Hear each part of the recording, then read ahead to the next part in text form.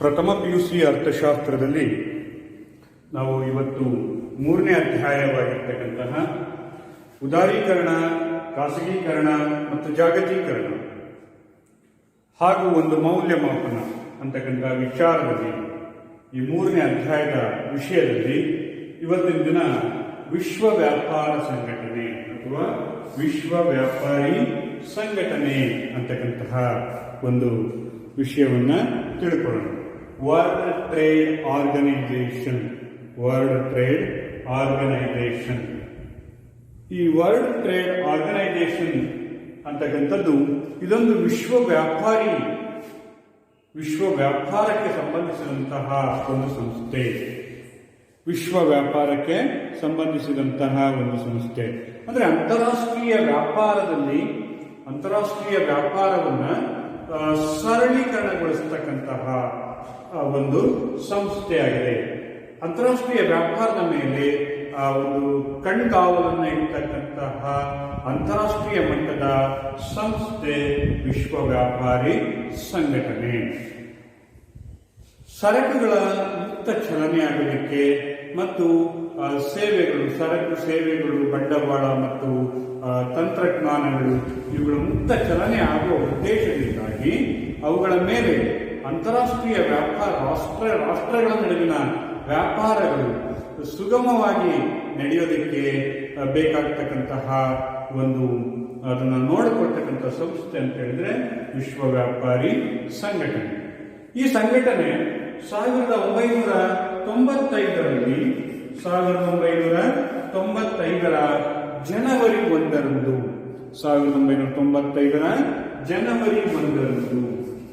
ಜನವರಿ 1ರಂದು ಅಸ್ತಿತ್ವಕ್ಕೆ ಬರುತ್ತದೆ. ವಿಶ್ವ ವ್ಯಾಪಾರಿ ಸಂಘಟನೆ ಅಂತಕ್ಕಂಥದ್ದು 1995 ಜನವರಿ 1ರಂದು ಅಸ್ತಿತ್ವಕ್ಕೆ ಬರುತ್ತದೆ. ಹಾಗಾದ್ರೆ ಅಂತಾರಾಷ್ಟ್ರೀಯ ಮಟ್ಟದ ವ್ಯಾಪಾರವನ್ನು ನೋಡಿಕೊಳ್ಳತಕ್ಕಂತಹ ಈ ಸಂಸ್ಥೆ ಅಸ್ತಿತ್ವಕ್ಕೆ ಬರೋದಕ್ಕಿಂತ ಮೊದಲು ಯಾವ ಸಂಸ್ಥೆ ಅಸ್ತಿತ್ವದಲ್ಲಿತ್ತು? ವಿಶ್ವ ವ್ಯಾಪಾರ ಸಂಘಟನೆ WTO ಅಂತಕ್ಕಂಥದ್ದು ಈ ಸಂಸ್ಥೆ ಬರೋದಕ್ಕಿಂತ ಮೊದಲು ಅಂತಾರಾಷ್ಟ್ರೀಯ ವ್ಯಾಪಾರಗಳು ನಡೀತಾ ಇರಲಿಲ್ವೇ? ಹಾಗಾಗಿ ಇಲ್ಲಿ ಅಂತಾರಾಷ್ಟ್ರೀಯ ವ್ಯಾಪಾರಗಳು ನಡೀತಾ ಇದ್ವು. ಆದರೆ ಈ ಸಂಸ್ಥೆ ಬರೋದಕ್ಕಿಂತ ಮೊದಲು ಗ್ಯಾಟ್ ಅಂತಕ್ಕಂಥದ್ದು ಗ್ಯಾಟ್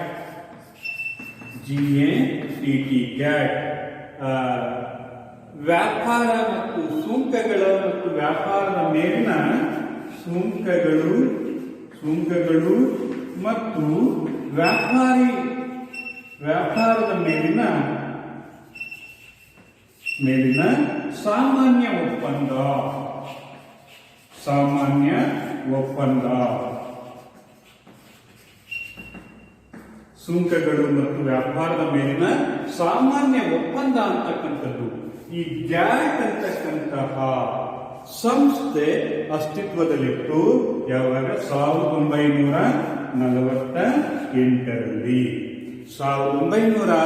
1948ರಲ್ಲಿ ಈ ಸಂಸ್ಥೆಯನ್ನ ವಿಶ್ವ ಮಟ್ಟದಲ್ಲಿ ಅಂತಾರಾಷ್ಟ್ರೀಯ ವ್ಯಾಪಾರವನ್ನ ನೋಡಿಕೊಳ್ಳಲಿರ್ತಕ್ಕಂಥ ಒಂದು ಸಂಸ್ಥೆ ಯಾವುದಾಗಿತ್ತು? ಮೊದಲು ಗ್ಯಾಟ್ ಆಗಿತ್ತು. ಈ ಗ್ಯಾಟ್ ಸಂಸ್ಥೆ ಈ ಗ್ಯಾಟ್ ನಲ್ಲಿರ್ತಕ್ಕಂತಹ ಕೆಲವೊಂದು ಸುಧಾರಣೆಗಳನ್ನು ತಂದು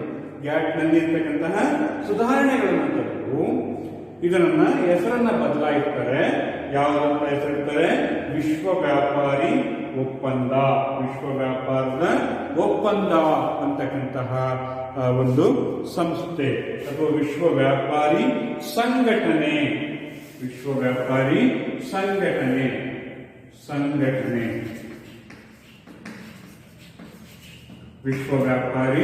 ಸಂಘಟನೆ ವರ್ಲ್ಡ್ ಟ್ರೇಡ್ ಆರ್ಗನೈಸೇಷನ್ ವಿಶ್ವ ವ್ಯಾಪಾರಿ ಸಂಘಟನೆ ಅಂತಕ್ಕಂತಹ ಒಂದು ಸಂಸ್ಥೆಯನ್ನ ಕರೀತಾರೆ. World trade organisation. ಈ ವರ್ಲ್ಡ್ ಟ್ರೇಡ್ ಆರ್ಗನೈಸೇಷನ್ ಅಂತಕ್ಕಂಥದ್ದು ಏನು ಅಂತ ಹೇಳಿದ್ರೆ 1995 ಜನವರಿ 1ರಂದು ಅಸ್ತಿತ್ವಕ್ಕೆ ಬರುತ್ತೆ. ಈ ಸಂಸ್ಥೆ ಅಸ್ತಿತ್ವಕ್ಕೆ ಬರೋದಕ್ಕಿಂತ ಮೊದಲು ಇದ್ದಂತಹ ಸಂಸ್ಥೆ ಅಂತ ಹೇಳಿದ್ರೆ ಗ್ಯಾಟ್ ಅಂತಕ್ಕಂಥ ಸಂಸ್ಥೆ. ಸಂಸ್ಥೆ.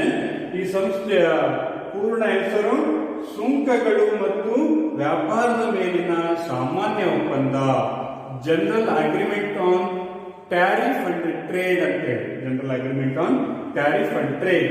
ಈ ಸಂಸ್ಥೆ 1948 ಈ ಸಂಸ್ಥೆಯಲ್ಲಿ ಕೆಲವೊಂದು ದೋಷಗಳಿದ್ವು. ಆ ದೋಷಗಳನ್ನ ಸರಿಪಡಿಸಿ ಇದಕ್ಕೆ ಹೊಸದಾಗಿರ್ತಕ್ಕಂತಹ ಒಂದು ಹೆಸರನ್ನ ಇಡ್ತೀವಿ.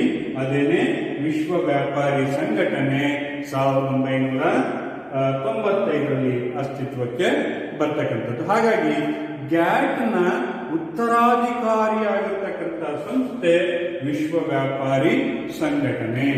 ವಿಶ್ವ ವ್ಯಾಪಾರಿ ಸಂಘಟನೆ ಅಂತಕ್ಕಂಥದ್ದನ್ನ ನಾವು ನೋಡ್ತೀವಿ. ಇದು ಅಂತಾರಾಷ್ಟ್ರೀಯ ಮಟ್ಟದ ವ್ಯಾಪಾರ ವಹಿವಾಟುಗಳನ್ನ ನಿರ್ವಹಿಸ್ತಾ ಇರೋದ್ರಿಂದ ಇದನ್ನ ಅಂತಾರಾಷ್ಟ್ರೀಯ ವ್ಯಾಪಾರದ ಕಾವಲು ನಾಯಿ ಅಂತ ಸಹ ಕರೀತಾರೆ. ಕಾವಲು ನಾಯಿ ಅದು ವಿಶ್ವ ಮಟ್ಟದಲ್ಲಿರ್ತಕ್ಕಂತಹ ಅಂದ್ರೆ ಮೇಲ್ವಿಚಾರಣೆ, ಅಂತಾರಾಷ್ಟ್ರೀಯ ವ್ಯಾಪಾರದ ಒಂದು ಮೇಲ್ವಿಚಾರಣೆಯನ್ನ ಇದು ನಡೆಸ್ತಾ ಇರೋದ್ರಿಂದ ಇದನ್ನ ಅಂತಾರಾಷ್ಟ್ರೀಯ ವ್ಯಾಪಾರದ ಅಥವಾ ವಿಶ್ವ ವ್ಯಾಪಾರದ ಕಾವಲು ನಾಯಿ ಅಂತೇಳಿ ಕರಿತೀವಿ. ಈ ಸಂಸ್ಥೆಯ ಮುಖ್ಯ ಉದ್ದೇಶಗಳೇನು?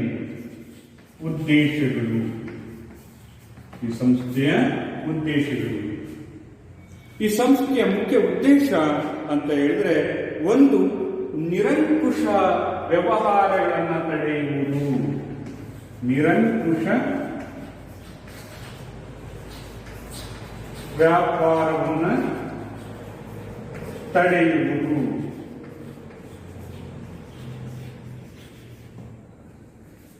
ಮೊದಲನೇದಾಗಿರ್ತಕ್ಕಂಥ ಉದ್ದೇಶ ನಿರಂಕುಶವಾಗಿರ್ತಕ್ಕಂಥ ವ್ಯಾಪಾರಗಳು ಅಂತ ಹೇಳಿದ್ರೆ, ದೇಶಗಳ ವ್ಯಾಪಾರದ ಮೇಲೆ ನಿರಂಕುಶತೆಯನ್ನ ಇದು ತಡೆಯುವುದು. ನಿರಂಕುಶವಾಗಿರ್ತಕ್ಕಂಥ ವ್ಯಾಪಾರ ದೇಶಗಳು, ಸದಸ್ಯ ರಾಷ್ಟ್ರಗಳು ತಮ್ಮ ವ್ಯಾಪಾರದಲ್ಲಿ ತಮ್ಮದೇ ಆಗಿರ್ತಕ್ಕಂತಹ ವ್ಯಾಪಾರಿ ನಿರ್ಬಂಧಗಳನ್ನ ಹೇರುವ ಹಾಗೆ ಅದನ್ನ ನಿಯಂತ್ರಣ ಮಾಡತಕ್ಕಂಥದ್ದು.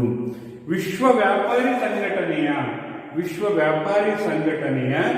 ನಿಯಮಗಳನ್ನ ಜಾರಿಗೆ ತರ್ತಕ್ಕಂಥದ್ದು. ಎಲ್ಲ ಸದಸ್ಯ ರಾಷ್ಟ್ರಗಳು ವಿಶ್ವ ವ್ಯಾಪಾರಿ ಸಂಘಟನೆಯ ನಿಯಮಗಳು ಅಥವಾ ಡೆಂಕಲ್ ಪ್ರಸ್ತಾವನೆಯ ನಿಯಮಗಳು ಅಂತ ಕರಿತೀವಿ.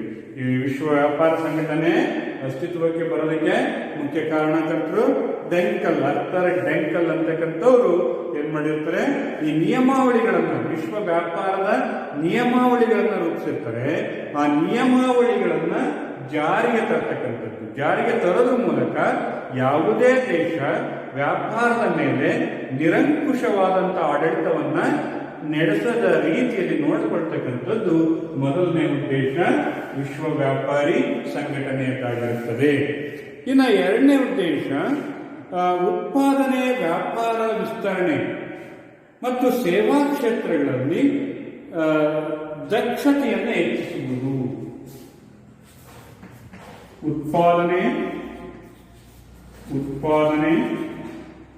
ವ್ಯಾಪಾರ, ಸೇವಾ ಕ್ಷೇತ್ರಗಳಲ್ಲಿ ದಕ್ಷತೆಯನ್ನು ಹೆಚ್ಚಿಸ್ತಕ್ಕಂಥದ್ದು. ಅಂದ್ರೆ ಉತ್ಪಾದನೆ, ಎಲ್ಲ ರಾಷ್ಟ್ರಗಳು ತಮ್ಮ ದೇಶದಲ್ಲಿ ದೊರೆತಾ ಇರತಕ್ಕಂಥ ನೈಸರ್ಗಿಕ ಸಂಪನ್ಮೂಲಗಳನ್ನ ಬಳಸಿಕೊಂಡು ದಕ್ಷಯುತವಾಗಿ ಬಳಸಿಕೊಳ್ತಕ್ಕಂಥದ್ದು. ಹಾಗೇನೆ ವ್ಯಾಪಾರವನ್ನು ಮಾಡ್ತಕ್ಕಂಥ ಆ ಸಂಪನ್ಮೂಲಗಳಿಂದ ಉತ್ಪಾದನೆಯಾಗಿರ್ತಕ್ಕಂಥ ಸರಕುಗಳು ವಿಶ್ವದ ಎಲ್ಲ ರಾಷ್ಟ್ರಗಳಿಗೂ ಸಹ ದೊರೆಯುವ ಹಾಗೆ ನೋಡ್ಕೊಳ್ತಕ್ಕಂಥದ್ದು. ಮತ್ತು ಸೇವಾ ಕ್ಷೇತ್ರಗಳು ಅಂತ ಹೇಳಿದ್ರೆ ಶಿಕ್ಷಣ, ಆರೋಗ್ಯ, ಬ್ಯಾಂಕಿಂಗ್ ಕ್ಷೇತ್ರಗಳು, ಇವುಗಳು ಪ್ರಪಂಚದ ಎಲ್ಲ ದೇಶಗಳಿಗೂ ಸಹ ಸುಲಭ, ಕಡಿಮೆ ಬೆಲೆಯಲ್ಲಿ ದೊರೆಯುವ ಹಾಗೆ ನೋಡ್ಕೊಳ್ತಕ್ಕಂಥದ್ದು. ಅಂದ್ರೆ ವ್ಯಾಪಾರ, ಉತ್ಪಾದನೆ ಮತ್ತು ಸೇವಾ ಕ್ಷೇತ್ರಗಳಲ್ಲಿ ಅಂತಾರಾಷ್ಟ್ರೀಯ ಮಟ್ಟದಲ್ಲಿ ದಕ್ಷತೆಯನ್ನ ಹೆಚ್ಚಿಸುವುದು. ಇನ್ನು ಮೂರನೇದಾಗಿರ್ತಕ್ಕಂಥದ್ದು ಹಿತಕರ ಮತ್ತು ನಿಷ್ಪಕ್ಷಪಾತ ಪೈಪೋಟಿ. ಹಿತಕರ ಮತ್ತು ನಿಷ್ಪಕ್ಷಪಾತ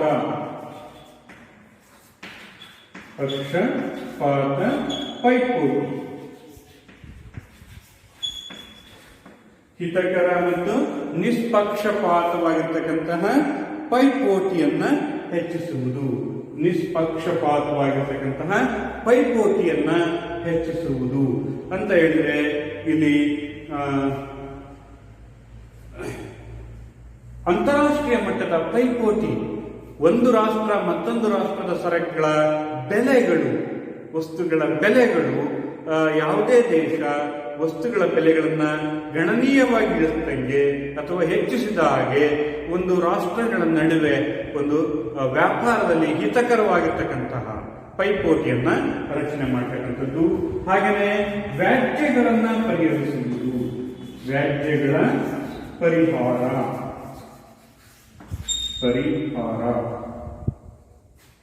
ವ್ಯಾಜ್ಯಗಳ ಪರಿಹಾರವನ್ನ ಮಾಡ್ತಕ್ಕಂಥದ್ದು.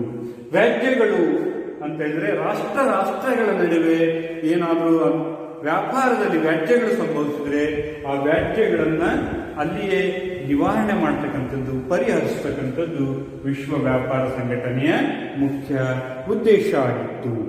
ಆನಂತರ ತೆರಿಗೆಗಳು ಮತ್ತು ಇತರೆ ಅಡೆತಡೆಗಳನ್ನ ನಿವಾರಿಸುವುದು, ಅಡೆತಡೆಗಳ ನಿವಾರಣೆ ಅಥವಾ ವ್ಯಾಪಾರಿ ನಿರ್ಬಂಧಗಳ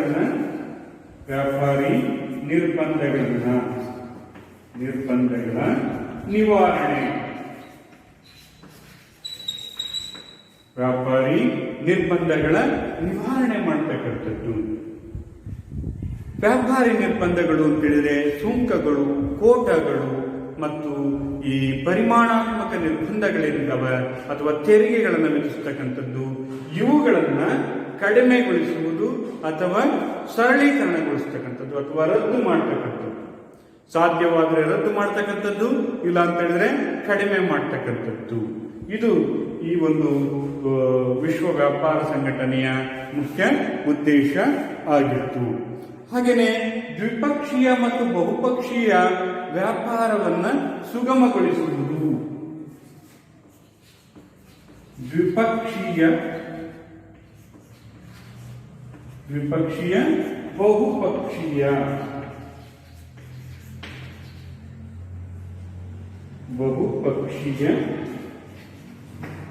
ಬಹುಪಕ್ಷೀಯ ವ್ಯಾಪಾರಗಳನ್ನ ಸುಗಮಗೊಳಿಸುವುದು. ರಾಷ್ಟ್ರಗಳ ನಡುವೆ ನಡೆದಂತಹ ವ್ಯಾಪಾರ ಒಪ್ಪಂದಗಳು, ಒಂದು ರಾಷ್ಟ್ರ ಬೇರೆ ಬೇರೆ ದೇಶಗಳ ಜೊತೆಗೆ ವ್ಯಾಪಾರ ಒಪ್ಪಂದಗಳನ್ನು ಏನಾದರೂ ಮಾಡಿಕೊಂಡಿದ್ರೆ ಅಂತಹ ವ್ಯಾಪಾರ ಒಪ್ಪಂದಗಳನ್ನ ಸರಳೀಕರಣಗೊಳಿಸ್ತಕ್ಕಂಥದ್ದು, ಅವುಗಳನ್ನ ಕಾರ್ಯರೂಪಕ್ಕೆ ಬರುವ ಹಾಗೆ ನೋಡ್ಕೊಳ್ತಕ್ಕಂಥ ಜವಾಬ್ದಾರಿ ವಿಶ್ವ ವ್ಯಾಪಾರ ಸಂಘಟನೆಗೆ ಸೇರಿರ್ತಕ್ಕಂಥದ್ದು. ಹಾಗೆಯೇ ವಿಶ್ವದ ಸಂಪನ್ಮೂಲಗಳು, ದೇಶದಲ್ಲಿ ಯಾವುದೇ ದೇಶದಲ್ಲಿ ಇರತಕ್ಕಂತಹ ಈ ಒಂದು ಜಾಗತಿಕ ಸಂಪನ್ಮೂಲಗಳ ದಕ್ಷ ಬಳಕೆ, ಜಾಗತಿಕ ಸಂಪನ್ಮೂಲಗಳ ದಕ್ಷ ಬಳಕೆ ಮಾಡಿಕೊಳ್ಳುವುದು ಸಹ ಈ ವಿಶ್ವ ವ್ಯಾಪಾರ ಸಂಘಟನೆಯ ಮುಖ್ಯ ಉದ್ದೇಶ ಆಗಿದೆ. ಹೀಗೆ ವಿಶ್ವ ವ್ಯಾಪಾರ ಸಂಘಟನೆ ಅಂತಕ್ಕಂಥದ್ದು ಯಾವಾಗ 1995 ಜನವರಿ 1ರಂದು ಅಸ್ತಿತ್ವಕ್ಕೆ ಬಂತು. ಈ ಅಸ್ತಿತ್ವಕ್ಕೆ ಬರೋದಕ್ಕಿಂತ ಮೊದಲು ಗ್ಯಾಟ್ ಅಂತಕ್ಕಂಥ ಸಂಸ್ಥೆ ಈ ವಿಶ್ವ ವ್ಯಾಪಾರವನ್ನ ನೋಡ್ಕೊಳ್ತಾ ಇತ್ತು. ಹಾಗಾಗಿ ವಿಶ್ವ ವ್ಯಾಪಾರಿ ಸಂಘಟನೆ ಅಂತಕ್ಕಂಥದ್ದು ಗ್ಯಾಟ್ನ ಉತ್ತರಾಧಿಕಾರಿಯಾಗಿರ್ತಕ್ಕಂಥ ಸಂಸ್ಥೆಯಾಗಿದೆ. ಇದು ವಿಶ್ವ ವ್ಯಾಪಾರದ ಒಂದು ಮೇಲ್ವಿಚಾರಣೆಯನ್ನು ನಡೆಸೋದ್ರಿಂದ ಇದನ್ನ ಕಾವಲು ನಾಯಿ ಅಥವಾ ವಿಶ್ವ ವ್ಯಾಪಾರದ ಕಾವಲು ನಾಯಿ ಅಂತ ಕರಿತೀವಿ. ಇದರ ಮುಖ್ಯ ಉದ್ದೇಶಗಳು ಪ್ರಮುಖವಾಗಿ ನಿರಂಕುಶ ವ್ಯಾಪಾರವನ್ನು ತಡೆಯುವುದು, ಉತ್ಪಾದನೆ, ವ್ಯಾಪಾರ ಮತ್ತು ಸೇವೆ ಕ್ಷೇತ್ರಗಳಲ್ಲಿ ದಕ್ಷತೆಯನ್ನು ಹೆಚ್ಚಿಸತಕ್ಕಂಥದ್ದು, ಹಿತಕರ ಮತ್ತು ನಿಷ್ಪಕ್ಷಪಾತವಾಗಿರ್ತಕ್ಕಂಥ ಪೈಪೋಟಿಯನ್ನು ವೃದ್ಧಿಸುವುದು, ದೇಶಗಳ ನಡುವೆ ವ್ಯಾಪಾರದಲ್ಲಿ ವ್ಯಾಜ್ಯಗಳೇನಾದರೂ ಸಂಭವಿಸಿದ್ರೆ ಆ ವ್ಯಾಜ್ಯಗಳನ್ನು ಪರಿಹರಿಸತಕ್ಕಂಥದ್ದು ಮತ್ತು ವ್ಯಾಪಾರಿ ನಿರ್ಬಂಧಗಳನ್ನ ನಿಯಂತ್ರಣ ಮಾಡತಕ್ಕಂಥದ್ದು, ಹಾಗೆಯೇ ದ್ವಿಪಕ್ಷೀಯ ಮತ್ತು ಬಹುಪಕ್ಷೀಯ ವ್ಯಾಪಾರಿ ಒಪ್ಪಂದಗಳನ್ನ ಸುಗಮಗೊಳಿಸತಕ್ಕಂಥದ್ದು ಮತ್ತು ಜಾಗತಿಕ ಸಂಪನ್ಮೂಲಗಳನ್ನ ಸಮರ್ಥವಾಗಿ ಬಳಸಿಕೊಳ್ಳುವುದು. ಹೀಗೆ ವಿಶ್ವ ವ್ಯಾಪಾರ ಸಂಘಟನೆಯ ಮುಖ್ಯವಾಗಿರ್ತಕ್ಕಂತಹ ಉದ್ದೇಶಗಳು ಅದು ಸ್ಥಾಪನೆ ಆಗಿರ್ತಕ್ಕಂಥ ಮುಖ್ಯ ಉದ್ದೇಶಗಳನ್ನ ನಾವು ನೋಡಬಹುದು. ಇನ್ನು ನಂತರ ಪ್ರಮುಖವಾಗಿ ಈ ಒಂದು ಭಾರತದಲ್ಲಿ ಆರ್ಥಿಕ ಸುಧಾರಣೆಗಳನ್ನ ಜಾರಿಗೆ ತಂದ ನಂತರ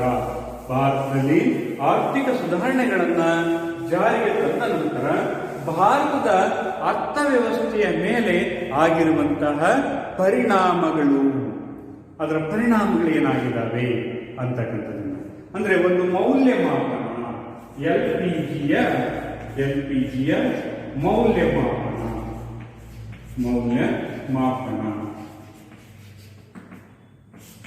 LPG ನೀತಿಯ ಮೌಲ್ಯಮಾಪನ ಅಥವಾ ಸುಧಾರಣೆಗಳ ಕಾಲದಲ್ಲೇ ಆಗಿರ್ತಕ್ಕಂತಹ ಮೌಲ್ಯಮಾಪನ. ಅಂದ್ರೆ ಆರ್ಥಿಕ ಸುಧಾರಣೆಗಳನ್ನ 1991ರ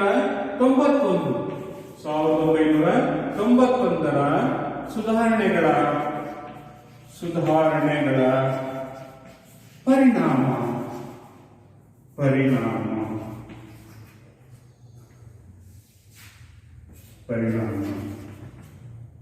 ಸುಧಾರಣೆಗಳ ಒಂದು ಪರಿಣಾಮ ಅಂದ್ರೆ 1991ರ ನಂತರ ಭಾರತದಲ್ಲಿ ಪ್ರಮುಖವಾಗಿ ಆರ್ಥಿಕ ಕ್ಷೇತ್ರದಲ್ಲಿ ಸುಧಾರಣೆಗಳನ್ನು ಜಾರಿಗೆ ತಂದಿವಿ. ಆ ಸುಧಾರಣೆಗಳು ಯಾವ್ಯಾವು? LPG ನೀತಿಯನ್ನು ಅನುಸರಿಸಿದ್ವಿ. ಉದಾರೀಕರಣ, ಖಾಸಗೀಕರಣ ಮತ್ತು ಜಾಗತೀಕರಣ ನೀತಿಯನ್ನ ನಾವು ಅನುಸರಿಸಿದ್ವಿ. ಈ ಜಾಗತೀಕರಣ ನೀತಿಯಿಂದಾಗಿ ಭಾರತದ ಆರ್ಥಿಕತೆಯ ಮೇಲೆ ಏನೇನು ಪರಿಣಾಮಗಳು ಆಗಿವೆ? ನಮಗೆ ಭಾರತದ ಆರ್ಥಿಕತೆಯ ಮೇಲೆ ಕೆಲವೊಂದು ಒಳ್ಳೆಯ ಪರಿಣಾಮಗಳು ಆಗಿವೆ, ಅಂದ್ರೆ ಅನುಕೂಲಗಳು ಆಗಿವೆ. ಆ ಅನುಕೂಲಗಳೇನು?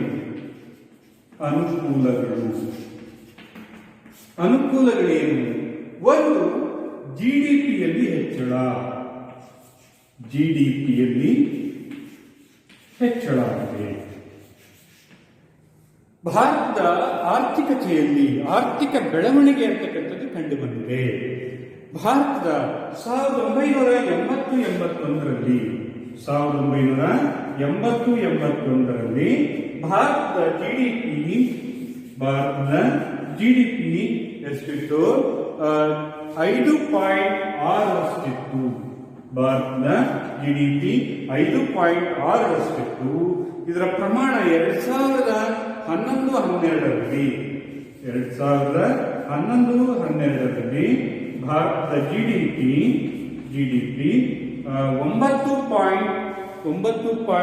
9.3ಕ್ಕೆ ಹೆಚ್ಚಾಯಿತು. 9.3ಕ್ಕೆ ಹೆಚ್ಚಾಯಿತು. ಅಂದ್ರೆ ನಾವು ಆರ್ಥಿಕ ಸುಧಾರಣೆಗಳನ್ನ ಜಾರಿಗೆ ತಂದ ಪರಿಣಾಮ ಭಾರತದಲ್ಲಿ ಒಟ್ಟು ದೇಶೀಯ ಉತ್ಪನ್ನ ಅಂತಕ್ಕಂಥದ್ದು ಹೆಚ್ಚಳ ಆಗಿದೆ. ಅಂದ್ರೆ ರಾಷ್ಟ್ರೀಯ ಆದಾಯದಲ್ಲಿ ಹೆಚ್ಚಳ ಆಗಿರೋದನ್ನು ನೋಡಬಹುದು. 5.6ರಿಂದ 9.3ಕ್ಕೆ ಹೆಚ್ಚಳ ಆಗಿದೆ. ಹಾಗಾಗಿ ನಾವು ಇದರಿಂದ ಜಿಡಿಪಿಯಿಂದ ಅಂದ್ರೆ LPG ಇಂದ ನಮಗೆ ಹೆಚ್ಚು ಅನುಕೂಲ ಆಗಿರೋದನ್ನ ನಾವು ನೋಡಬಹುದು. ಆನಂತರ ವಿದೇಶಿ ನೇರ ಹೂಡಿಕೆ FDI ಮತ್ತು ವಿದೇಶಿ ವಿನಿಮಯದ ಸಂಗ್ರಹ. ವಿದೇಶಿ ವಿನಿಮಯದಲ್ಲಿ ಹೆಚ್ಚಳ. FDI ವಿದೇಶಿ ನೇರ ಹೂಡಿಕೆ 1990ರಲ್ಲಿ ಭಾರತದ FDI 100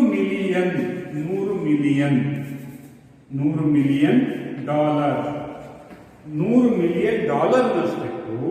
ಇದರ ಪ್ರಮಾಣ 2012-13ರಲ್ಲಿ 264 ಬಿಲಿಯನ್ ಡಾಲರ್. 1990ರಲ್ಲಿ ವಿದೇಶಿ ನೇರ ಹೂಡಿಕೆ ಎಷ್ಟಿತ್ತು? ಕೇವಲ 100 ಮಿಲಿಯನ್ ಡಾಲರ್ಗಳಷ್ಟಿತ್ತು. 2012-13ರಷ್ಟೊತ್ತಿಗೆ 264 ಬಿಲಿಯನ್ ಡಾಲರ್ ಪ್ರಮಾಣದಲ್ಲಿ ಹೆಚ್ಚಳ ಆಗಿದೆ. ಅಂದ್ರೆ ವಿದೇಶಿ ಹೂಡಿಕೆಯಲ್ಲಿ ಭಾರತದಲ್ಲಿ ಹೆಚ್ಚಳ ಆಗಿದೆ. ಹಾಗೇನೆ ವಿದೇಶಿ ವಿದೇಶಿ ವಿನಿಮಯದ ಮೀಸಲು ಪ್ರಮಾಣ ಇದೇ ಅವಧಿಯಲ್ಲಿ ವಿದೇಶಿ ವಿನಿಮಯದ ಮೀಸಲು ಪ್ರಮಾಣ ಕೇವಲ $6 ಮಿಲಿಯನ್, $6 ಬಿಲಿಯನ್ ಗಳಷ್ಟಿತ್ತು. $6 ಬಿಲಿಯನ್ ಗಳಷ್ಟಿತ್ತು. ಇದರ ಪ್ರಮಾಣ 2012-13ರಲ್ಲಿ $304 ಮಿಲಿಯನ್ $304 ಬಿಲಿಯನ್ ಹೆಚ್ಚಾಯಿತು. FDI ಎಷ್ಟಾಯಿತು? ಕೇವಲ 90ರಲ್ಲಿ $100 ಮಿಲಿಯನ್ ಗಳಷ್ಟಿತ್ತು. 2012-13ರಲ್ಲಿ $264 ಬಿಲಿಯನ್ ಗೆ ಹೆಚ್ಚಳ ಆಯಿತು. ಹಾಗೆಯೇ ವಿದೇಶಿ ವಿನಿಮಯದ ಮೀಸಲಿನ ಪ್ರಮಾಣದಲ್ಲಿ ಎಷ್ಟಿತ್ತು? 1990ರಲ್ಲಿ $6 ಬಿಲಿಯನ್ ಗಳಷ್ಟಿತ್ತು. ಇದರ ನಂತರ 2012-13ರಲ್ಲಿ $204 ಬಿಲಿಯನ್ ಪ್ರಮಾಣದಲ್ಲಿ ಹೆಚ್ಚಳ ಆಯಿತು. ಇದರ ಪರಿಣಾಮ ಯಾವುದು? ನಾವು ಸುಧಾರಣೆಗಳನ್ನು ಜಾರಿಗೆ ತಂದಿದ್ದು. ಅಂದ್ರೆ ಸುಧಾರಣೆಗಳನ್ನು ಜಾರಿಗೆ ತಂದ ಪರಿಣಾಮ. ಇನ್ನ ರಫ್ತು ವಲಯದಲ್ಲಿ ನಾವು ಕೇವಲ ಪ್ರಾಥಮಿಕ ಸರಕುಗಳನ್ನ ಮಾತ್ರ ರಫ್ತು ಮಾಡ್ತಾ ಇದ್ದೀವಿ ಮತ್ತು ಸ್ವಲ್ಪ ಪ್ರಮಾಣದಲ್ಲಿ ಕೈಗಾರಿಕಾ ವಸ್ತುಗಳನ್ನ ರಫ್ತು ಮಾಡ್ತಾ ಇದ್ದೀವಿ. ರಫ್ತು ವಲಯದಲ್ಲಿ ಸುಧಾರಣೆಗಳಾಗಿವೆ. ರಫ್ತು ವಲಯದಲ್ಲಿ ಸುಧಾರಣೆಗಳಾಗಿವೆ. ರಫ್ತು ವಲಯದಲ್ಲಿ ನಾವು ಯಾವಾಗ ಈ ಸುಧಾರಣೆಗಳನ್ನು ಜಾರಿಗೆ ತಂದೀವೋ ಆ ನಂತರದ ಅವಧಿಯಲ್ಲಿ ನಮ್ಮ ವೈವಿಧ್ಯಮಯವಾಗಿರ್ತಕ್ಕಂಥ ಕ್ಷೇತ್ರಗಳು ರಫ್ತನ್ನು ನಾವು ಮಾಡ್ತಾ ಇದ್ದೀವಿ. ಆಟೋಮೊಬೈಲ್ ಇಂಡಸ್ಟ್ರಿಗಳಲ್ಲಿ ನಾವು ರಫ್ತು ವಲಯದಲ್ಲಿ ಹೆಚ್ಚಳ ಆಗಿದೆ. IT/BT ಮಾಹಿತಿ ಮತ್ತು ತಂತ್ರಜ್ಞಾನ ಕ್ಷೇತ್ರಗಳಲ್ಲಿ ಮತ್ತು ಟೆಕ್ಸ್ಟೈಲ್ ಕ್ಷೇತ್ರಗಳು ಹಾಗೆಯೇ ಇಂಜಿನಿಯರಿಂಗ್ ಸರಕುಗಳ ಉತ್ಪಾದನೆಯಲ್ಲಿ ಹೆಚ್ಚಳ ಆಗಿದೆ. ಯಾವಾಗ ಸುಧಾರಣೆಗಳನ್ನು ಜಾರಿಗೆ ತಂದೀವೋ ಆ ನಂತರ ನಾವು ಪ್ರಮುಖವಾಗಿ ತಯಾರಿಕಾ ವಸ್ತುಗಳಲ್ಲಿ ಹೆಚ್ಚಿನ ರಫ್ತನ್ನು ಮಾಡ್ತಾ ಇದ್ದೀವಿ. ಹಾಗೆಯೇ ಆಟೋಮೊಬೈಲ್ ಕ್ಷೇತ್ರದಲ್ಲಿರ್ತಕ್ಕಂಥ ವಸ್ತುಗಳನ್ನು ರಫ್ತು ಮಾಡ್ತಾ ಇದ್ದೀವಿ. ಸಾಫ್ಟ್ವೇರ್ ಅಥವಾ IT/BT ಕ್ಷೇತ್ರಗಳಲ್ಲಿ ಸರಕುಗಳನ್ನು ರಫ್ತು ಮಾಡ್ತಾ ಇದ್ದೀವಿ ಮತ್ತು ಈ ಒಂದು ಟೆಕ್ಸ್ಟೈಲ್ ಇಂಡಸ್ಟ್ರಿಗಳಲ್ಲಿ ಸಿದ್ಧ ವಸ್ತುಗಳನ್ನ ನಾವು ಉತ್ಪಾದನೆ ಮಾಡಿ ಅಂತಾರಾಷ್ಟ್ರೀಯ ಮಾರುಕಟ್ಟೆಯಲ್ಲಿ ಮಾರಾಟ ಮಾಡ್ತಾ ಇದ್ದೀವಿ. ಹಾಗಾಗಿ ರಫ್ತು ವಲಯದಲ್ಲಿಯೂ ಸಹ ಹೆಚ್ಚಿನ ಅನುಕೂಲಗಳು ಆಗಿವೆ. ಅನಂತರ ಸೇವಾ ಕ್ಷೇತ್ರದ ಅಭಿವೃದ್ಧಿ. ಸೇವಾ ಕ್ಷೇತ್ರದ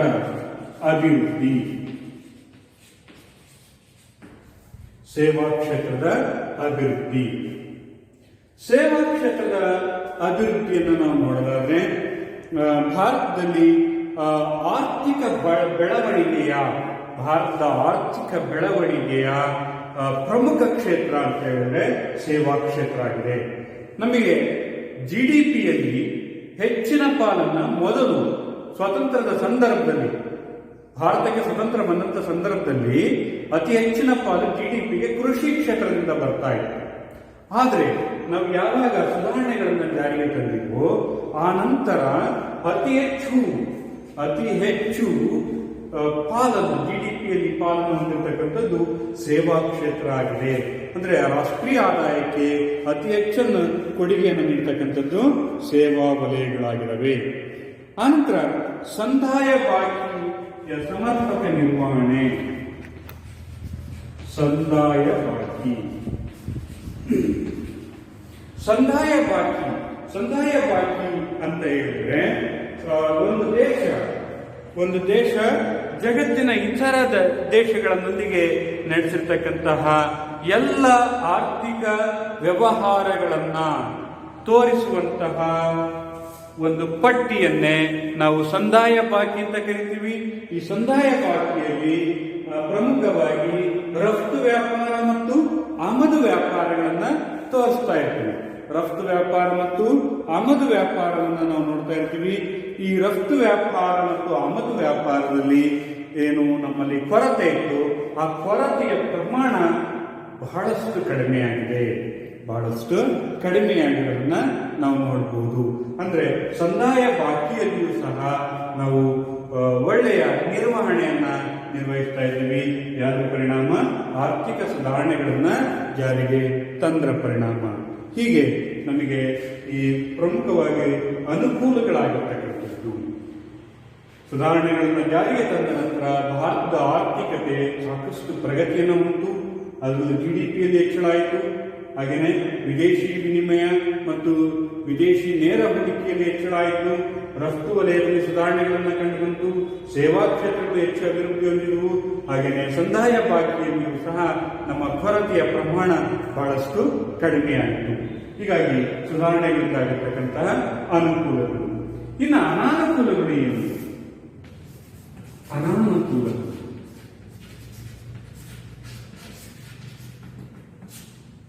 ಅನಾನುಕೂಲಗಳು ಮೊದಲನೇದಾಗಿರ್ತಕ್ಕಂಥದ್ದು ಕೃಷಿ ಕ್ಷೇತ್ರ. ಪ್ರಮುಖವಾಗಿ ಅನಾನುಕೂಲಗಳು ಅಂತ ಹೇಳಿದ್ರೆ ಬೆಳವಣಿಗೆ ಮತ್ತು ಉದ್ಯೋಗಗಳನ್ನು ನಾವು ನೋಡಬಹುದು. ಬೆಳವಣಿಗೆ ಮತ್ತು ಉದ್ಯೋಗ ಕ್ಷೇತ್ರ. ಬೆಳವಣಿಗೆ ಮತ್ತು ಉದ್ಯೋಗ ಕ್ಷೇತ್ರಗಳು.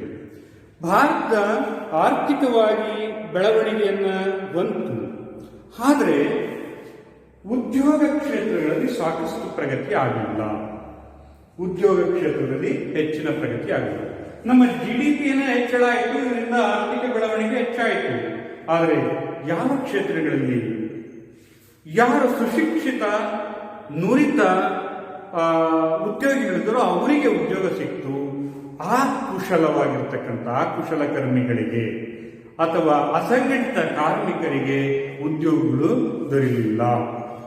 ಹಾಗಾಗಿ ಕೌಶಲ್ಯವನ್ನು ಹೊಂದಿರತಕ್ಕಂತಹ ಕಾರ್ಮಿಕರಿಗೆ, ಕೌಶಲ್ಯವನ್ನು ಹೊಂದಿರತಕ್ಕಂತಹ ಸುಶಿಕ್ಷಿತರಿಗೆ ಉದ್ಯೋಗ ದೊರೀತಾ ಇರುತ್ತೆ ಹೊರತು ಪ್ರಮುಖವಾಗಿ ಅಸಂಘಟಿತ ವಲಯದಲ್ಲಿರ್ತಕ್ಕಂತಹ ಕೌಶಲ್ಯವನ್ನು ಹೊಂದೇ ಇರತಕ್ಕಂತಹ ಕಾರ್ಮಿಕರಿಗೆ ಹೆಚ್ಚಿನ ಅನುಕೂಲಗಳು ಆಗಲಿಲ್ಲ. ಇನ್ನು ಎರಡನೇದಾಗಿರ್ತಕ್ಕಂಥದ್ದು ಕೃಷಿ ಕ್ಷೇತ್ರ. ಕೃಷಿ ಕ್ಷೇತ್ರದಲ್ಲಿ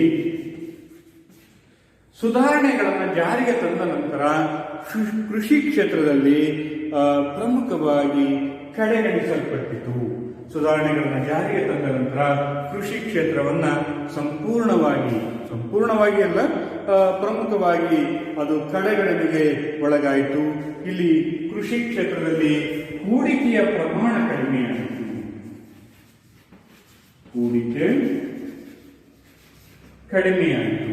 ಕೃಷಿ ಕ್ಷೇತ್ರದಲ್ಲಿ ಹೂಡಿಕೆಯ ಪ್ರಮಾಣ ಕಡಿಮೆಯಾಯಿತು.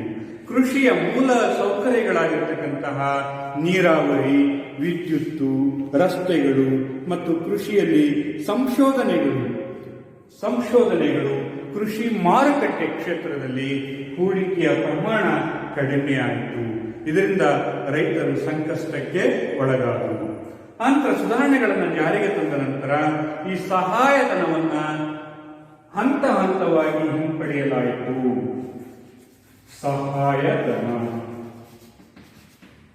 ಕೃಷಿ ಕ್ಷೇತ್ರದ ಅಭಿವೃದ್ಧಿಗಾಗಿ, ಕೃಷಿ ಕ್ಷೇತ್ರದಲ್ಲಿ ಈ ತಂತ್ರಜ್ಞಾನವನ್ನು ಅಭಿವೃದ್ಧಿಪಡಿಸುವ ಉದ್ದೇಶದಿಂದ ಸರ್ಕಾರ ಸಹಾಯಧನವನ್ನು ನೀಡ್ತಾ ಇತ್ತು.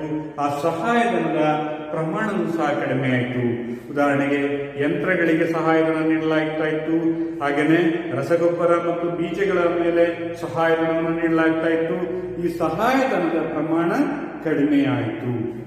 ನಂತರ ಕೃಷಿ ಸರಕುಗಳ ಮೇಲೆ ಇರತಕ್ಕಂತಹ ಪರಿಮಾಣಾತ್ಮಕ ನಿರ್ಬಂಧಗಳು, ವ್ಯಾಪಾರಿ ನಿರ್ಬಂಧಗಳನ್ನ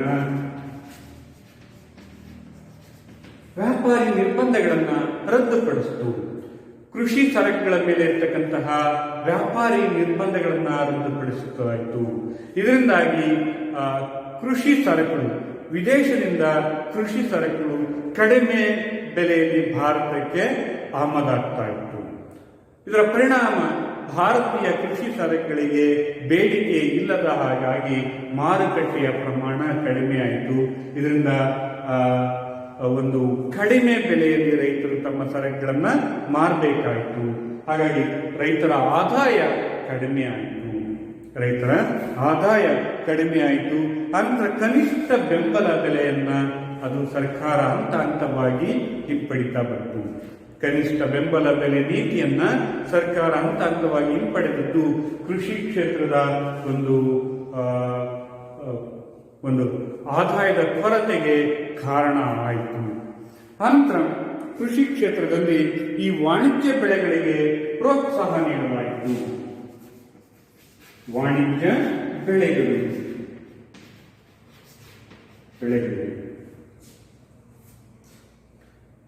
ವಾಣಿಜ್ಯ ಬೆಳೆಗಳಿಗೆ ಪ್ರೋತ್ಸಾಹವನ್ನ ನೀಡಲಾಯಿತು. ಆಹಾರ ಧಾನ್ಯಗಳ ಉತ್ಪಾದನೆಗಿಂತ ವಾಣಿಜ್ಯ ಬೆಳೆಗಳಿಗೆ ಹೆಚ್ಚಿನ ಬೇಡಿಕೆ ಬರ್ತಾ ಇತ್ತು. ಹಾಗಾಗಿ ಎಲ್ಲ ರೈತರು ಸಹ ಈ ವಾಣಿಜ್ಯ ಬೆಳೆಗಳನ್ನ ಬೆಳೆಯಲಿಕ್ಕೆ ಪ್ರಾರಂಭ ಮಾಡಿದ್ರು. ಆಹಾರ ಧಾನ್ಯಗಳ ಉತ್ಪಾದನೆಯ ಪ್ರಮಾಣ ಕಡಿಮೆ ಆಗಲಿಕ್ಕೆ ಪ್ರಾರಂಭ ಆಯಿತು. ಇದು ಯಾವುದು ಪರಿಣಾಮ? ಈ ಒಂದು ಸುಧಾರಣೆಗಳನ್ನ ಜಾರಿಗೆ ತಂದ್ರ ಪರಿಣಾಮ. ಹಾಗಾಗಿ ಕೃಷಿ ಕ್ಷೇತ್ರ ತುಂಬಾ ನಿರ್ಲಕ್ಷ್ಯಕ್ಕೆ ಒಳಗಾಗ್ತಕ್ಕಂತಹ ಕ್ಷೇತ್ರ ಆಯಿತು. ಇನ್ನು ಮೂರನೇದಾಗಿರ್ತಕ್ಕಂಥದ್ದು ಕೈಗಾರಿಕೆಗಳು.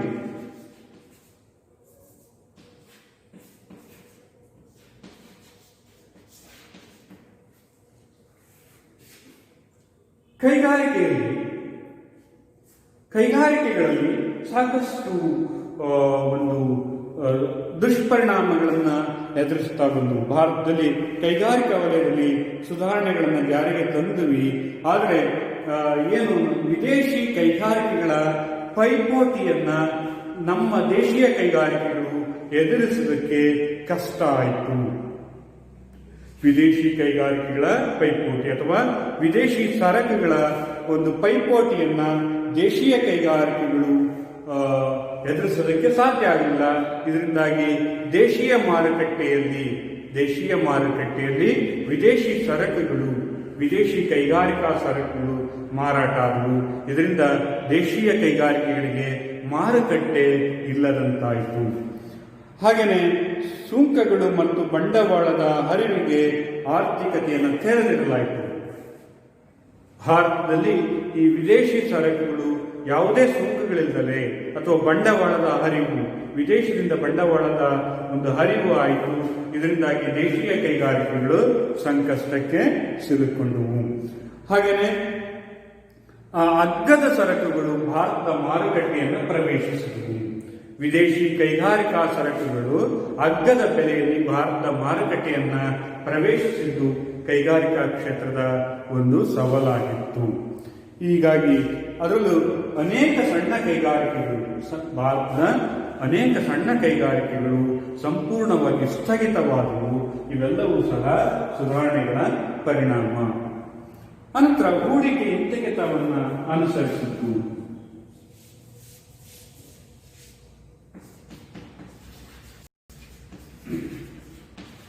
ಹೂಡಿಕೆ ಹಿಂತೆಗೆತ ಅಂತ ಹೇಳಿದ್ರೆ ಸಾರ್ವಜನಿಕ ವಲಯದ ಸಮಬಂಡವಾಳದ ಒಂದು ಭಾಗವನ್ನ ಮಾರುಕಟ್ಟೆಯಲ್ಲಿ ಖಾಸಗಿ ಉದ್ಯಮ ಸಂಸ್ಥೆಗಳಿಗೆ ಮಾರಾಟ ಮಾಡುವುದನ್ನ ನಾವು ಹೂಡಿಕೆ ಹಿಂತೆಗೆತ ಅಂತ ಕರಿತೀವಿ. ಹೀಗೆ ಹೂಡಿಕೆ ಹಿಂತೆಗೆತದಿಂದ ಸರ್ಕಾರಕ್ಕೆ ನಷ್ಟ ಆಯಿತು.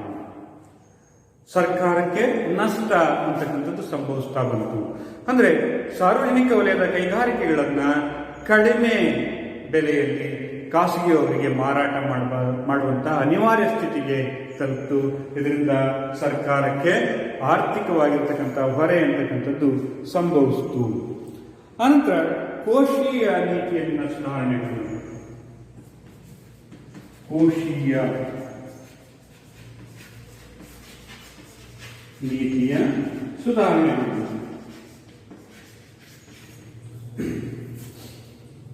ಕೋಶೀಯ ನೀತಿಯಲ್ಲಿ ನಾವು ಅನೇಕ ಸುಧಾರಣೆಗಳನ್ನು ತಂದಿವಿ. ಅದರಲ್ಲೂ ಸಹ ತೆರಿಗೆ ಸಂಗ್ರಹವನ್ನು ಹೆಚ್ಚಿಸಬೇಕು ಅಂತ ಉದ್ದೇಶ ಇಟ್ಟುಕೊಂಡು ನಾವು ಕೋಶೀಯ ವಲಯದಲ್ಲಿ ಸುಧಾರಣೆಗಳನ್ನ ಜಾರಿಗೆ ತರ್ತೀವಿ. ಆದರೆ ಈ ಕೋಶೀಯ ನೀತಿಯಿಂದಾಗಿ ತೆರಿಗೆಯ ಸಂಗ್ರಹದ ಪ್ರಮಾಣ ಕಡಿಮೆ ಆಗ್ತಾ ಹೋಗ್ತದೆ. ಯಾಕೆಂತ ಹೇಳಿದ್ರೆ ಅಲ್ಲಿ ತೆರಿಗೆಯ ದರಗಳನ್ನು ಕಡಿಮೆ ಮಾಡೋದ್ರಿಂದ ತೆರಿಗೆಯ ಸಂಗ್ರಹದ ಪ್ರಮಾಣ ಕಡಿಮೆ ಆಗುತ್ತೆ. ಹಾಗಾಗಿ ಈ ಪ್ರಮುಖವಾಗಿರ್ತಕ್ಕಂತಹ ಅನಾನುಕೂಲಗಳನ್ನು ಸಹ ನಾವು ನೋಡ್ಬೋದು. ಹಾಗೆಯೇ ಜಾಗತೀಕರಣದ ನೀತಿಯನ್ನು ತಂದದ್ರ ಪರಿಣಾಮ ದೇಶೀಯ ಕೈಗಾರಿಕೆಗಳನ್ನು ಸಂರಕ್ಷಿಸೋದಕ್ಕೆ ಕಷ್ಟ ಆಯಿತು. ಜಾಗತೀಕರಣದ ಪರಿಣಾಮ ದೇಶೀಯ ಕೈಗಾರಿಕೆಗಳನ್ನು ಸಂರಕ್ಷಣೆ ಮಾಡೋದು ಕಷ್ಟ ಆಯಿತು. ಹಾಗೆಯೇ ದೇಶೀಯ ಕೈಗಾರಿಕೆಗಳಿಗೆ ಮಾರುಕಟ್ಟೆಯನ್ನು ಒದಗಿಸೋದು ಸಹ ತುಂಬಾ ಕಷ್ಟವಾಯಿತು. ಒಟ್ಟಾರೆ ಈ ಒಂದು LPG ನೀತಿಯನ್ನ ಜಾರಿಗೆ ತಂದಿದ್ದರಿಂದಾಗಿ, ಆರ್ಥಿಕ ಸುಧಾರಣೆಗಳನ್ನು ಜಾರಿಗೆ ತಂದದರ ಪರಿಣಾಮವಾಗಿ ಬಡವ ಮತ್ತು ಶ್ರೀಮಂತರ ಮಧ್ಯೆ ಅಂತರ ಹೆಚ್ಚಾಯಿತು. ಸುಧಾರಣೆಗಳ ಪರಿಣಾಮ ಭಾರತದಲ್ಲಿ ಬಡವ ಮತ್ತು ಶ್ರೀಮಂತರ ಮಧ್ಯೆ ಅಂತರ ಅಂತಕ್ಕಂಥದ್ದು ಹೆಚ್ಚಾಗ್ತಾ ಹೋಗುತ್ತೆ. ಮತ್ತು ನಿರುದ್ಯೋಗದ ಪ್ರಮಾಣ, ಎಲ್ಲರಿಗೂ ಸಹ ಉದ್ಯೋಗ ಅಥವಾ ಉದ್ಯೋಗ ಅಂತಕ್ಕಂಥದ್ದು ದೊರೀತಾ ಇರೋದಿಲ್ಲ. ಅಲ್ಲಿ ಕೇವಲ ಯಾರಿಗೆ ಈ ನುರಿತ ತಂತ್ರಜ್ಞರು ಕೌಶಲ್ಯವನ್ನು ಹೊಂದಿರತಕ್ಕಂತಹ, ತರಬೇತಿಯನ್ನು ಹೊಂದಿರತಕ್ಕಂಥವರಿಗೆ ಮಾತ್ರ ಉದ್ಯೋಗ ಅಂತಕ್ಕಂಥದ್ದು ಸಿಗುತ್ತದೆ. ಈ ತರಬೇತಿ ಹೊಂದೇ ಇರತಕ್ಕಂಥವ್ರು ಒಂದು ಅಸಂಘಟಿತ ವಲಯದಲ್ಲಿರ್ತಕ್ಕಂಥ ಕಾರ್ಮಿಕರಿಗೆ ಉದ್ಯೋಗದ ಪ್ರಮಾಣ ಅಂತಕ್ಕಂಥದ್ದು ಕಡಿಮೆ ಆಗ್ತಾ ಹೋಗುತ್ತದೆ.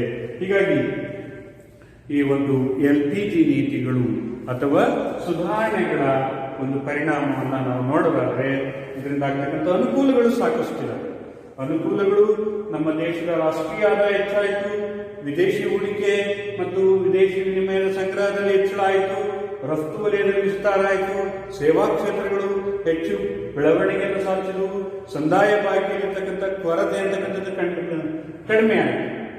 ಇಷ್ಟೆಲ್ಲ ಅನುಕೂಲಗಳಿದ್ದು ಮುಖ್ಯವಾಗಿ ಮೂಲಭೂತ ಕ್ಷೇತ್ರಗಳು, ಭಾರತದ ಮೂಲಭೂತ ಕ್ಷೇತ್ರಗಳಾಗಿರ್ತಕ್ಕಂತಹ ಕೃಷಿ ಮತ್ತು ಕೈಗಾರಿಕೆಗಳು, ಇವುಗಳಿಗೆ ಸಾಕಷ್ಟು ಅನಾನುಕೂಲಗಳಾಗಿರೋದು ನೋಡಬಹುದು. ಒಂದು, ಉದ್ಯೋಗ ಕಡಿಮೆ ಆಯಿತು. ಎರಡನೇದಾಗಿರ್ತಕ್ಕಂಥದ್ದು ಕೃಷಿ ಕ್ಷೇತ್ರ. ಕೃಷಿ ಕ್ಷೇತ್ರ ಸಾಕಷ್ಟು ಒಂದು ಸಂಕಷ್ಟಕ್ಕೆ ಸಿಲುಕಿತು. ಯಾಕೆಂತ ಹೇಳಿದ್ರೆ ಅಲ್ಲಿ ಸಹಾಯಧನ ಕಡಿಮೆ ಆಯಿತು, ವ್ಯಾಪಾರಿ ನಿರ್ಬಂಧಗಳು ಕಡಿಮೆ ಆದವು. ಹಾಗೆಯೇ ವ್ಯಾಪಾರಿ ನಿರ್ಬಂಧಗಳು ಏನಾಯಿತು, ಹೂಡಿಕೆ ಅಂತಕ್ಕಂಥದ್ದು ಕಡಿಮೆ ಆಯಿತು. ಹಾಗೆಯೇ ಕೃಷಿ ಕ್ಷೇತ್ರ ಕಡೆಗಣಿಸಲ್ಪಟ್ಟಿತು. ಹೆಚ್ಚಿನ ಆದ್ಯತೆ ನಾವು ವ್ಯಾಪಾರ ಕ್ಷೇತ್ರಕ್ಕೆ ಮತ್ತು ಕೈಗಾರಿಕಾ ಕ್ಷೇತ್ರಗಳಿಗೆ ನೀಡಿದ್ವಿ. ಹಾಗೆಯೇ ಕೈಗಾರಿಕಾ ಕ್ಷೇತ್ರಗಳಲ್ಲಿ ಬಂದರೆ ಅಲ್ಲಿ ದೇಶೀಯ ಕೈಗಾರಿಕೆಗಳು ಉತ್ಪಾದನೆ ಮಾಡತಕ್ಕಂಥ ಸರಕುಗಳಿಗೆ ಮಾರುಕಟ್ಟೆಯ ಪ್ರಮಾಣ ಕಡಿಮೆ ಆಯಿತು. ವಿದೇಶಿ ಸರಕುಗಳು ಕಡಿಮೆ ಬೆಲೆಯಲ್ಲಿ ಭಾರತದಲ್ಲಿ ದೊರೆತಾ ಹೋದವು. ಇದರಿಂದ ದೇಶೀಯ ಕೈಗಾರಿಕೆಗಳಿಗೆ ಮಾರುಕಟ್ಟೆ ಕಡಿಮೆ ಆಯಿತು. ಮತ್ತು ಹೂಡಿಕೆ ಹಿಂತೆಗೆತದಿಂದ ಸರ್ಕಾರಕ್ಕೆ ನಷ್ಟ ಆಯಿತು. ಹೂಡಿಕೆಯನ್ನು ಹಿಂತೆಗೆದ ಪರಿಣಾಮವಾಗಿ ಕಡಿಮೆ ಮೌಲ್ಯಕ್ಕೆ, ಕಡಿಮೆ ಬೆಲೆಗೆ ಸಾರ್ವಜನಿಕ ಉದ್ಯಮಗಳನ್ನು ಖಾಸಗಿಯವರಿಗೆ ನಾವು ಮಾರಾಟ ಮಾಡುವಂತಹ ಅನಿವಾರ್ಯತೆಗೆ ಒಳಗಾಯಿತು. ಇದರಿಂದ ಸರ್ಕಾರಕ್ಕೆ ನಷ್ಟ ಆಗುತ್ತೆ. ಇನ್ನು ಕೋಶೀಯ ನೀತಿ, ತೆರಿಗೆ ವಲಯದಲ್ಲಿ ನಾವು ತೆರಿಗೆ ದರಗಳನ್ನು ಕಡಿಮೆ ಮಾಡಿದ್ವಿ. ಇದರ ಪರಿಣಾಮ ಭಾರತದಲ್ಲಿ ತೆರಿಗೆ ಸಂಗ್ರಹದ ಪ್ರಮಾಣ ಕಡಿಮೆ ಆಯಿತು. ಇಷ್ಟು ಈ ಒಂದು ಮೌಲ್ಯಮಾಪನದಲ್ಲಿ ನಾವು ನೋಡಬೇಕಾಗಿರ್ತಕ್ಕಂಥದ್ದು. ಒಟ್ಟಾರೆ ಈ ಮೌಲ್ಯಮಾಪನದಲ್ಲಿ ಬಡವ ಮತ್ತು ಶ್ರೀಮಂತರ ಮಧ್ಯೆ ಅಂತರ ಅಂತಕ್ಕಂಥದ್ದನ್ನು ಹೆಚ್ಚಾಗಿರೋದನ್ನು ನಾವು ನೋಡಬಹುದು. ಹೀಗೆ ಒಟ್ಟಾರೆ ಈ 3ನೇ ಅಧ್ಯಾಯದಲ್ಲಿ ನಾವು ನೋಡುವುದಾದರೆ 1991ರ ಆರ್ಥಿಕ ಸುಧಾರಣೆಗಳು ಅಥವಾ ನೂತನ ಆರ್ಥಿಕ ಸುಧಾರಣೆಗಳನ್ನು ಜಾರಿಗೆ ತಂದಿವಿ. ಈ ನೂತನ ಆರ್ಥಿಕ ನೀತಿಗಳು ಜಾರಿಗೆ ತರೋದಕ್ಕೆ ಮುಖ್ಯ ಕಾರಣಗಳೇನು ಅನ್ನೋದನ್ನು ನಾವು ಅದರ ಹಿನ್ನೆಲೆಯನ್ನು ನೋಡಿದ್ದೀವಿ. ಹಾಗೆಯೇ ನೂತನ ಆರ್ಥಿಕ ನೀತಿ ಅಂದರೆ ಏನು, ನೂತನ ಆರ್ಥಿಕ ನೀತಿಯ ಭಾಗಗಳು 2 ಭಾಗಗಳಲ್ಲಿ ನೋಡ್ತೀವಿ. ಒಂದು ಸ್ಥಿರಾತ್ಮಕ ಕಾರ್ಯಕ್ರಮಗಳು, ಒಂದು ರಚನಾತ್ಮಕ ಕಾರ್ಯಕ್ರಮಗಳು ಅಂತಕ್ಕಂಥ 2 ಭಾಗಗಳು ನೋಡ್ತೀವಿ. ಹಾಗೆಯೇ ಆರ್ಥಿಕ ಸುಧಾರಣೆಗಳ ಲಕ್ಷಣಗಳು, ಆರ್ಥಿಕ ಸುಧಾರಣೆಯ ಲಕ್ಷಣಗಳು ಯಾವ್ಯಾವುದು, LPG, ಉದಾರೀಕರಣ, ಖಾಸಗೀಕರಣ ಮತ್ತು ಜಾಗತೀಕರಣ, LPG ನೀತಿಗಳನ್ನು ನೋಡ್ತೀವಿ. ಹಾಗೆಯೇ ಅವುಗಳನ್ನು ಜಾರಿಗೆ ತಂದ ಪರಿಣಾಮ, ಅನುಕೂಲಗಳು ಮತ್ತು ಅನಾನುಕೂಲಗಳು. ಇದು 3ನೇ ಚಾಪ್ಟರ್ಲಿ ಬರ್ತಕ್ಕಂತಹ ಪ್ರಮುಖ ವಿಷಯ ವಸ್ತು.